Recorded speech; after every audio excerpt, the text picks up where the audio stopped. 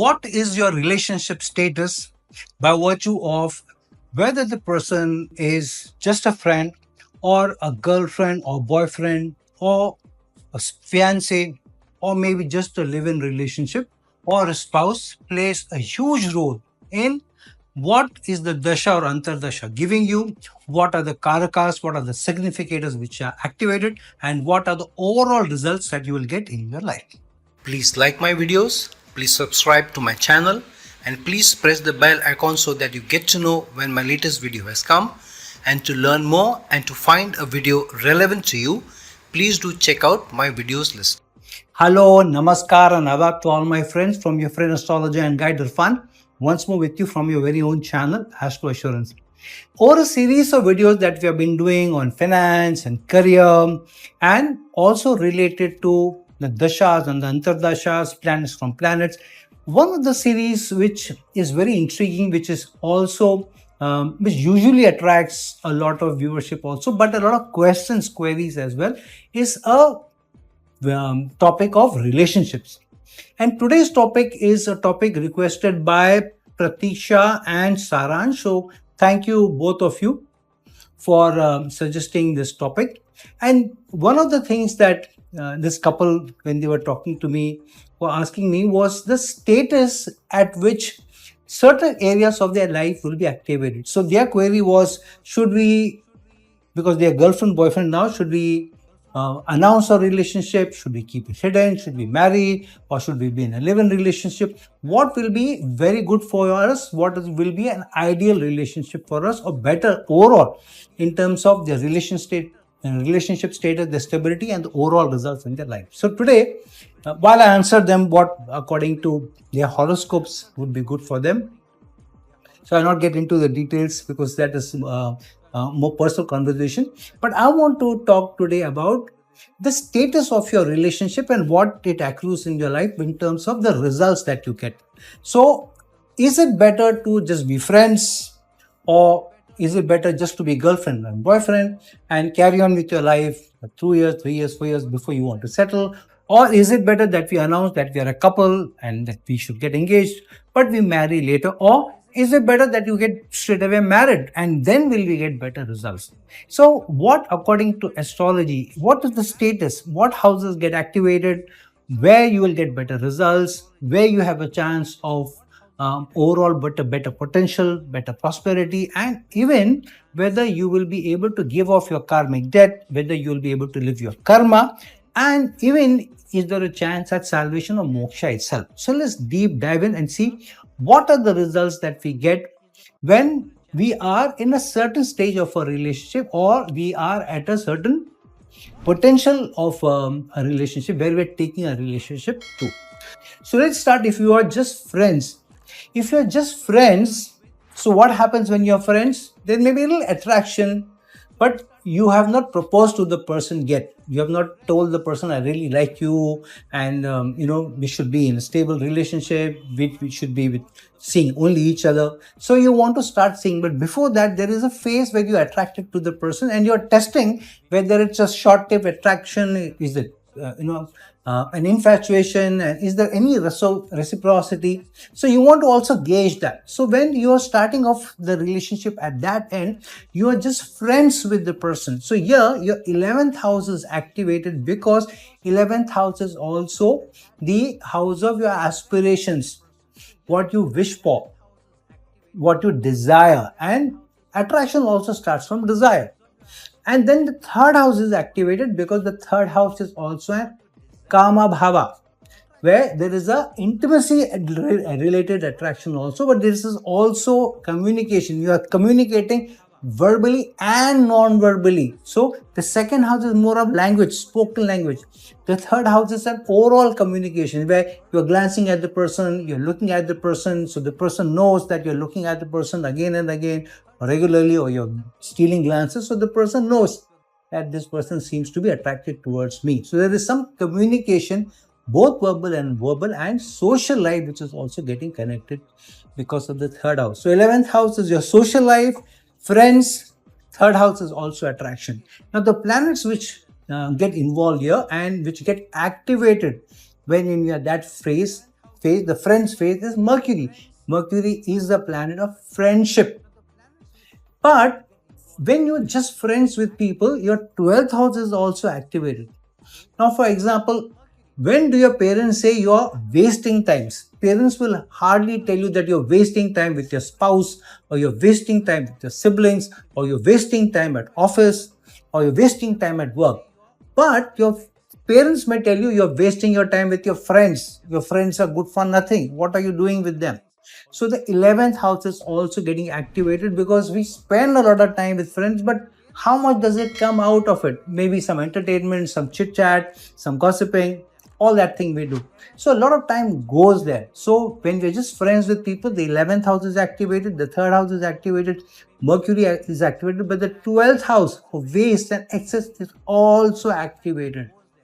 Now, if you're taking the relationship further, you tell the person, I like you, let's see, start seeing each other, or it just happens organically. It happens someday you're together and it starts with getting attracted, holding each other, kissing, and then the whole jing bang starts. So yeah, when the person is just a girlfriend or a boyfriend, then what happens? Now your fifth house is activated because that's the romance, the romantic attraction gets involved. And if there is some intimacy, if you're crossing some boundaries, or you're starting to have a sexual relationship with each other, then the eighth house is obviously also involved and activated. Nowadays, hardly you will find girlfriend, boyfriend, the very old conventional way, especially in the subcontinent in India, where the girl and the boy will not get intimate. Very, very rare cases nowadays. But the eighth house is activated. And the 11th house is again activated because now you're still calling the person girlfriend or boyfriend. Now, you may not introduce your boyfriend to your entire family as my boyfriend. But if somebody sees you somewhere, sitting at a coffee shop, going somewhere, you will say, this is my friend. You will not say my boyfriend to each and everyone. You may, very close friends, family may know that you guys are seeing each other. So the 11th house is still involved. There is some desire, there is some aspiration, there is some fun, a lot of social life because you are seeing each other. So you're spending a lot of time socially with the person. But now, instead of Mercury and the 12th house, the Venus and Mercury planets get activated. Venus, because Venus is about intimacy, romance. Mercury, because the person is also friends and you are spending time socially. So Mercury, fun is also involved. Intimacy, Venus is involved. So fun, intimacy, both get involved. So girlfriend, boyfriend status, 5th house, 8th house, 11th house is getting activated. But now these houses, the 5th house is more romance, and it is also speculation or speculative investment. You're speculating whether this person can be a long-term relationship for me or not. So it's an investment in time, effort, emotions, which may go either ways. 8th house is involved because 8th house is also a sexual organs. 11th house is involved because desire, social life is involved, Venus and Mercury. But now if you take it further, now you are proposed to the person or the other person has proposed to you. Now you feel, okay, let's get engaged, rings are exchanged. Now you have announced to the world, or at least to a close set of friends, family, that you are engaged and you are fiancé and fiancée. Now when somebody you get engaged to becomes a fiancé or fiancée, the 5th house is still activated, romance, romantic liaison. The 3rd house is activated because the social life, certain degree of at a social life you have announced to the person, communicated about the person to others, and the kama bhava, the attraction is still there.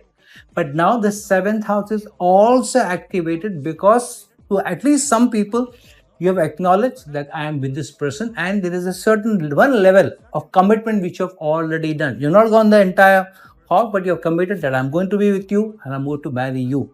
So the 7th house is also activated here. 7th house is not only about marriage, 7th house is also about a committed conjugal relationship. But which are the planets get involved? The planets which get involved here are Mercury, Jupiter and Venus.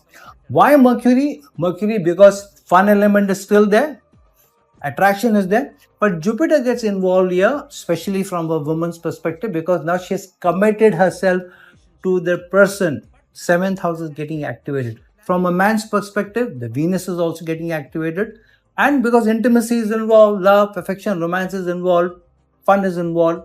So Venus is also activated. But if you see, you're slowly increasing the grades and you're activating different houses, different planets.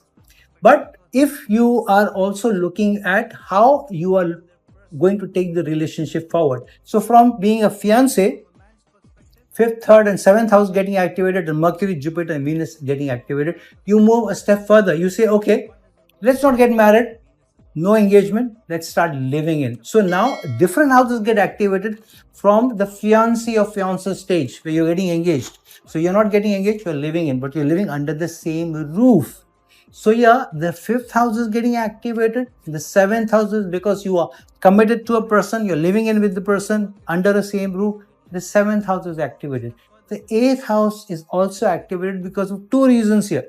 One is the sexual organs get involved, sexuality is involved, you're being intimate with the person, and because to some extent in the relationship you don't have each and every person in your family, in your friend circle, society, that I am in a live-in relationship with this person. At least in the subcontinent, Indian subcontinent, in Asia, many of the countries, you not find, even if a couple is living in, they may not tell everybody. Because, for example, this particular couple that I'm talking about, a girlfriend, boyfriend, and so they're thinking of where we take the relationship, should we be in a live-in or not. So they are not communicated to the world.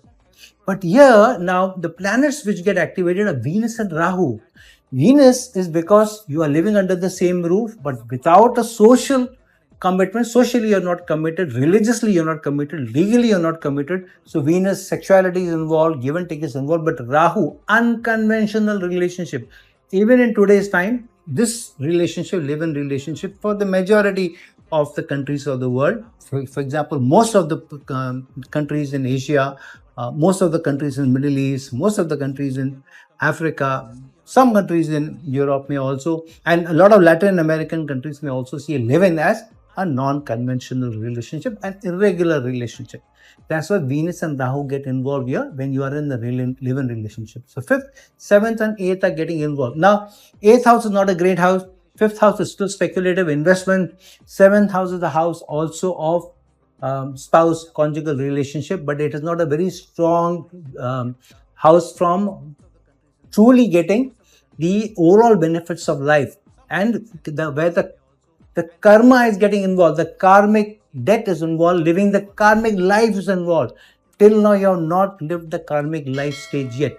Maybe there is some give and take of karma, but your strongly karmic relationship has not been established unless you are living in and your fiancé and for years together you are living in. Then the karma is getting activated. However, if it's a few years and you have not acknowledged the relationship, see, if you're living in with somebody for a couple of decades, then almost everybody in your family or friend circle will get to know, either through you or somebody else. So yeah, the 8th house is also getting activated in the live-in 5th, 7th, 8th, Venus, Rahu. But when you're marrying the person, that's where the actual karmic relationship starts.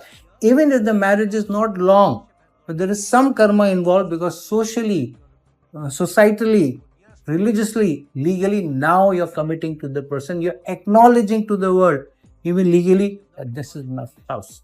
So when somebody becomes your wife or spouse or husband, 4th house is getting activated. Now, the 4th house is the most important house from where you are getting your happiness from, where you're getting your stability from, where you're getting your satisfaction from, where you're getting the assets from, where the domestic life is established. The grihastha is established only through a married relationship. So the 4th house, most important house for mental peace, satisfaction, happiness, love, affection, all is the 4th house.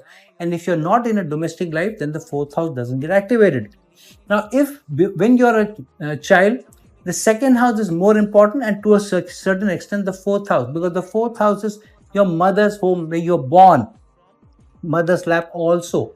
But after your teenage years, when slowly you move away from your home, you start spending less time at home, more time outside at work or with friends. You hardly spend any time at home. So the 4th house becomes weaker and weaker.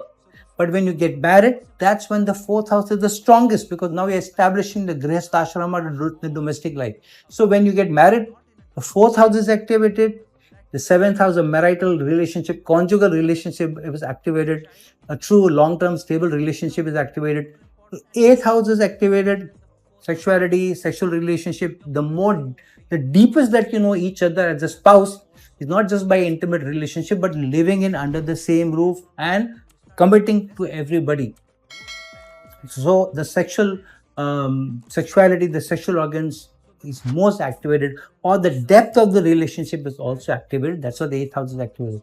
11th house is also activated because your wishes and desires of wanting to be with this man or this woman is activated. Being in a relationship is activated. Establishing a domestic life is activated. So the 11th house is activated. The 12th house is also activated because the 12th house is also the house of bed pleasures. You are sharing the same bed and you are sharing the same dreams because the 12th house is also the house of dream, imagination, dreaming. You share your dreams with your spouse. You share your bed with your spouse. You share your aspiration with your spouse. If it's a good relationship, then the 12th house becomes a good house. It gives you good results. But if it's a bad relationship, then the 12th house of waste, excess losses gets activated also. So if you have been married, even if whether you're still married or not married, if your 12th house is bad, then usually your married life will not survive. However, which are the planets which get involved here? Now Jupiter gets involved for a woman, Venus is still there for a man. However, Jupiter becomes more important because Venus is more about intimacy. But Jupiter is more important because it's the karak of a relationship, which is also an auspicious relationship. So Jupiter is very important, but the most important planet for a married life is Saturn.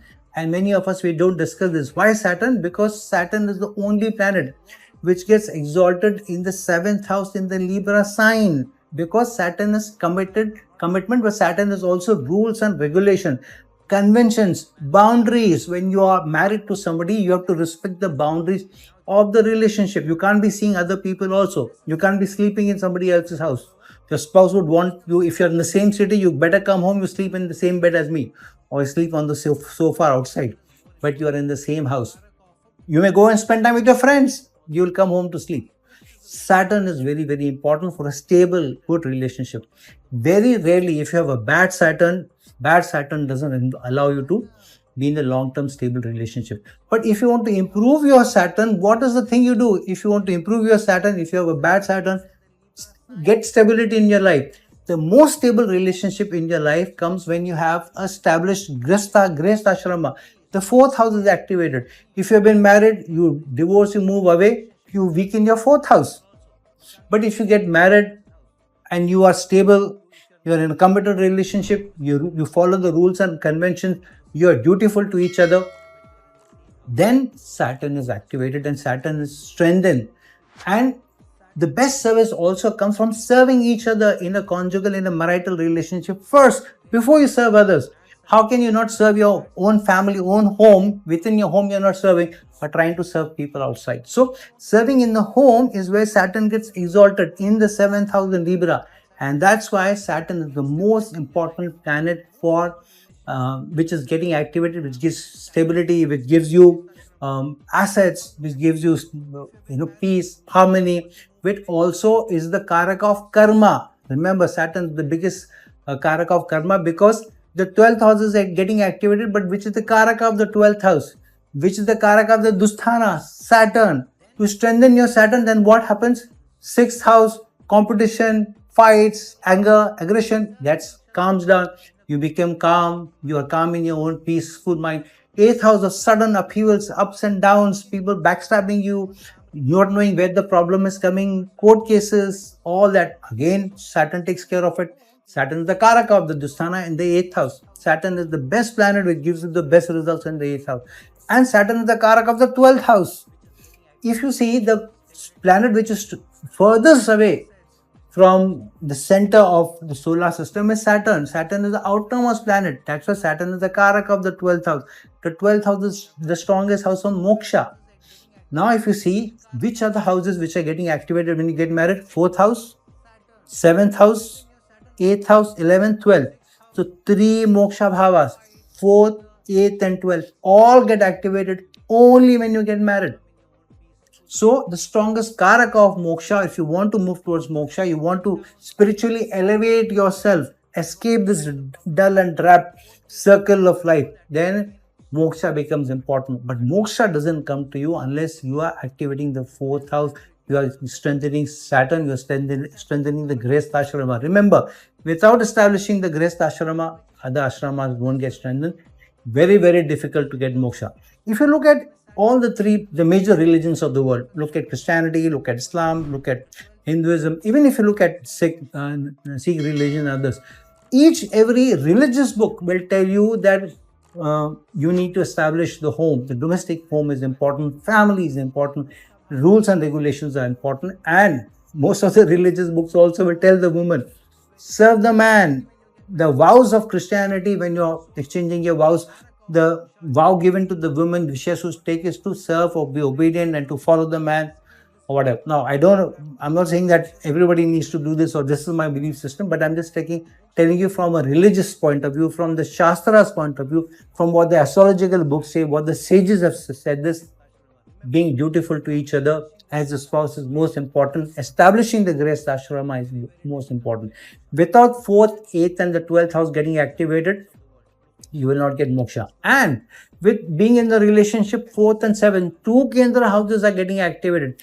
No other relationship, whether you're friends or girlfriend or fiancé or live-in, will have 2 Kendra houses getting activated. Only when you are in a marital relationship do your 4th and 7th house, 2 Kendra houses get activated. 3 moksha bhavas get activated. 11th house of social recognition, social status, stature also gets involved. And society, mass, where do you get the most respect from society? If you are a couple and you are dutiful to each other, you are good to each other, then the society remembers you as a wonderful couple, they are a good couple, call them over and all that. If you are a bickering couple, whatever your success may be in life, people will not remember you as somebody who has really done very well in life. If your family life is good and your professional life is good, then you are an ideal person. That look at this person has done so very well, look at what a family person it is, and the person has also done very well professionally. So if you're truly wanting to activate more houses, move up the ladder from being friends, 11th and 3rd house getting activated, then move up from being a girlfriend boyfriend, 5th, 8th and 11th houses getting activated, Venus and Mercury. But only when you start acknowledging your relationship, fiancé, live-in, Venus and Rahu get activated there.